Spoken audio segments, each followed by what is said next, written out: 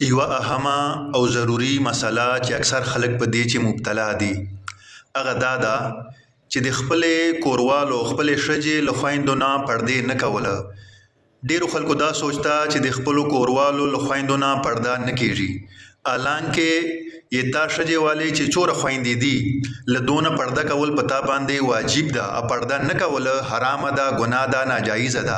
دغه رنګې به دو هم له تا نه پرده کوي چې څرنګه ته له دونه پرده کوي دو به له تا نه پرده کوي.